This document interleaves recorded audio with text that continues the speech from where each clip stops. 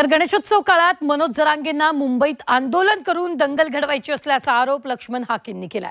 बीड शहर जाळलं, आता जरांगेंना मुंबई जाळायची असल्याचा आरोपही हाकेंनी केलाय। त्यांच्या आरोपांना आता जरांगेंनी उत्तर दिलंय।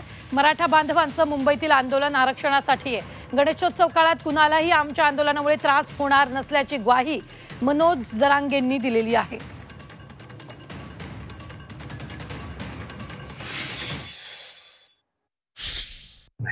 महाराष्ट्राचं वातावरण बिघडवलं कुणी, बेकायदा मागण्या केल्या कुणी, घेईन तर ओबीसी मधूनच घेईन, ओबीसीच्या नेत्यांना टार्गेट केलं कुणी, ओबीसींची घरदारं जाळली कुणी, ओबीसींच्या लोकांवर हल्ले केले कुणी। मग आता 29ला मुंबईत जाऊन मुंबईची जाळपोळ करायची आहे का यांना? गुप्तचर विभागाला, मुंबईच्या महाराष्ट्राच्या गृह विभागाला माझं सांगणं आहे की तुमच्याकडं गुप्तचर विभागाचा रिपोर्ट असेलच। या जरांगेला अंतरवली सराटीमध्ये उपोषण करू द्या, आंदोलन करू द्या, मुंबईकडे 29च्या तारखेला जाऊ देऊ नका, अशी महाराष्ट्राच्या मुख्यमंत्र्यांना माझी विनंती आहे।